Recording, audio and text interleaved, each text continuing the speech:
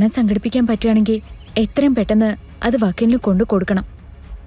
അച്ഛൻ പുറത്തിറങ്ങിയ പിന്നെ ആരുടെ കടത്തിനെക്കുറിച്ചും നമുക്ക് ചിന്തിക്കേണ്ട കാര്യമില്ലല്ലോ. ആ, നീ ദൈവത്തിനോട് പ്രാർത്ഥിക്ക്, എല്ലാം നന്നായിട്ട് നടക്കും. നീ വാ.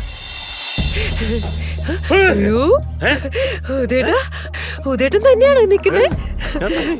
എന്തൊരു വിരട്ടാ ഉദേട്ടൻ വിരട്ടിയത്. നീ പിന്നെ എന്നെ കുറിച്ച് എന്താ കരുതിയ നിർമ്മലേ? എപ്പോഴും പൊട്ടിത്തെറിക്കുന്നത് നല്ല ഉദയൻ, പക്ഷെ പൊട്ടിത്തെറിച്ചാ പിടിച്ചാലും കിട്ടൂല. ഓ അല്ല, ഇതിൽ ആരും ഒപ്പിട്ടേക്കുന്നേ? ഞാൻ തന്നെ. ഇപ്പോഴെങ്കിലും നീ എന്നെ അംഗീകരിച്ചാ? ഉദേട്ടാ, ഞാൻ എത്ര ചിന്തിച്ചിട്ടും ആ സിത്താരെ മടക്കി അയക്കാൻ ഒരു വഴിയും കിട്ടിയില്ല. പക്ഷേ ഉദേട്ടൻ ചെയ്തത് ഗംഭീരായി. ഇനി ഈ ഗേറ്റ് കടന്ന് സിത്താരകത്തോട്ട് വരത്തില്ല. എന്റെ ദൈവമേ, ഇനി എനിക്ക് ചത്താലും വേണ്ടൂല. എന്റെ നിർമ്മലയുടെ വായിന്ന് എന്നെ കുറിച്ച് നല്ല വാക്ക് വന്നില്ലേ? നന്ദിയുണ്ട് ദൈവമേ, നന്ദിയുണ്ട്.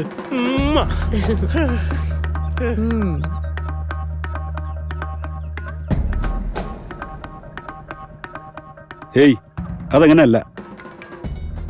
അതെനിക്കറിയില്ല.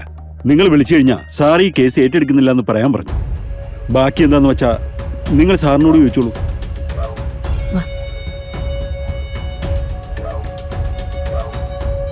₹10,00,000 ബെന്നി ചെറിയാനും ഉണ്ടെങ്കിൽ ഏത് കേസിൽ നിന്ന് ഊരിപ്പോരാന്ന് ഇവിടെ ഒരു പ്രയോഗമുള്ളത് മറന്നു പോകണ്ട.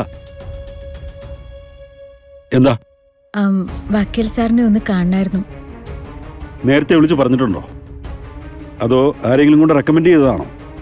അല്ല, ഞങ്ങൾ നേരിട്ട് വന്നതാ. കേസ് എന്താ? എന്റെ അച്ഛൻ ജയിലിലാ. വീട്ടില് ഒരു അക്രമി സംഘം കയറിയിട്ട് അവരുമായിട്ട് പ്രശ്നമുണ്ടായി. ഒരാൾക്ക് പരിക്കേറ്റു, അയാള് മരിച്ചുപോയി. സാർ ഈ കേസ് ഏറ്റെടുക്കാനുള്ള സാധ്യത കുറവായിട്ടോ. സാറിപ്പോ വളരെ സെലക്റ്റീവാ. അത്യാവശ്യം വേണ്ടപ്പെട്ട കേസുകൾ മാത്രമേ വാദിക്കുന്നുള്ളൂ. നിങ്ങൾ ഈ കേസിൽ വേറെ ആരെങ്കിലും നോക്കുന്നതായിരിക്കും നല്ലത്. അല്ല, സാധാരണ വക്കീൽ ഓഫീസിലുള്ളവര് കൂടുതൽ കക്ഷികളെ കിട്ടാനല്ലേ ശ്രമിക്കുക? ഇവിടെ നേരെ മറിച്ചാ. വരുന്നവരെ സാറിനെ കാണാതെ പറഞ്ഞുവിടല എന്റെ പണി. അങ്ങനെ പറയരുത്. വക്കീൽ സാറിനെ കുറിച്ച് എല്ലാവരും നല്ല അഭിപ്രായം പറയുന്നത്. അച്ഛന്റെ കാര്യത്തില് ആകെയുള്ളൊരു പ്രതീക്ഷ അതാ. അല്ല കുട്ടി, ഞാൻ പറഞ്ഞു വന്നത്, ദേ സാർ വന്നല്ലോ.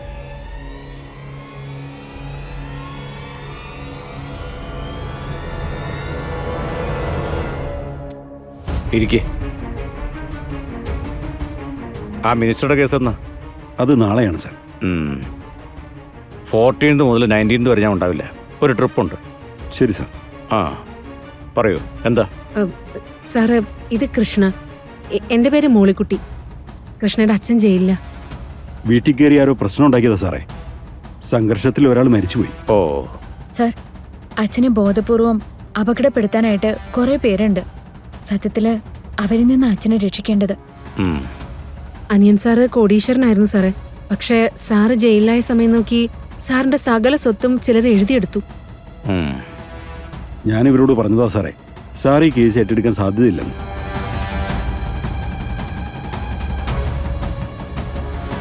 നിങ്ങളൊരു കാര്യം പറഞ്ഞിട്ട് ഞാനത് നിഷേധിക്കുകയാണെന്ന് തോന്നരുത്. എൻ്റെ ഒരു റിക്വസ്റ്റാണ്. പറ്റുമെങ്കിൽ നിങ്ങൾ വേറൊരാളെ നോക്കണം. സാറ് ഞങ്ങളെ കൈവിടരുത്. ഇതല്ലാതെ ഞങ്ങളുടെ മുന്നിൽ വേറെ മാർഗമൊന്നുമില്ല. സാറാവുമ്പോ അച്ഛനെ പുറത്തിറക്കും എന്നൊരു വിശ്വാസമുണ്ട്.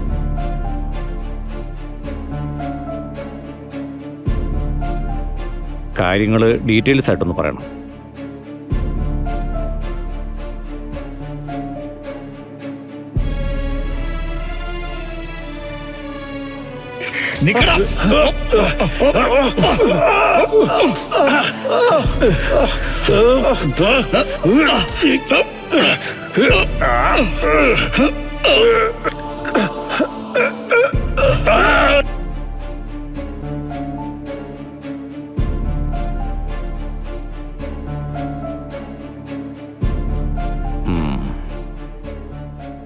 ഇതിപ്പോ കുരുക്ഷേത്ര യുദ്ധത്തിന്റെ കഥ ചോദിച്ച പോലെയായല്ലോ. എവിടെയും ട്വിസ്റ്റുകളാണല്ലോ. ചതിയാണ് ബേസ്. സത്യവതി ആൻഡ് മൂർത്തി ആസൂത്രകന്മാർ. അപ്പോൾ പണി അവിടുന്ന് തുടങ്ങണം. ഓക്കെ, ഒരു കാര്യം ചെയ്യൂ. കേസിൻ്റെ മുഴുവൻ ഡീറ്റെയിൽസും നാളെ കഴിഞ്ഞിട്ട് ഇവിടെ വന്ന് പറഞ്ഞു കൊടുക്കണം. പിന്നെ കേസിനെ സഹായിക്കുന്ന മാതിരി രേഖാപരമായ തെളിവുകളോ മറ്റോ എന്തെങ്കിലും ഉണ്ടെങ്കിൽ അതും. പിന്നെ എൻ്റെ ഫീസ് അല്പം കൂടുതലാണ്. അത് ഞങ്ങൾക്ക് അറിയാം സർ. Then okay. മറ്റന്നാൾ കേസ് ഡീറ്റെയിൽസ് കൊണ്ടുവരുമ്പോൾ ഒരു 5 ലക്ഷം രൂപ കൂടി കൊണ്ടുവരണം.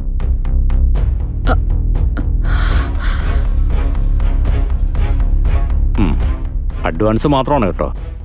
ബാക്കിയുള്ളത് എത്രയാണെന്ന് ഞാൻ പിന്നീട് പറയാം. ഓക്കെ, പോയിക്കോളൂ.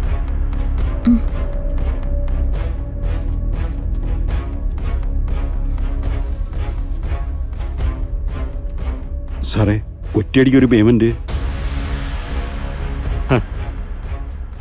ഞാൻ തന്നെ കേസ് വാദിക്കണമെന്നുള്ള അവരുടെ ഇൻറ്റൻഷൻ ജെന്യൂൻ ആണോ അല്ലയോ എന്ന് ഇതിൽ നിന്ന് തന്നെ അറിയാൻ പറ്റും. മിക്കവാറും അവർ വരില്ല. അല്ലെങ്കിലും നമുക്ക് ഈ കണ്ണീർ കഥകളൊന്നും ശരിയാവരുടോ.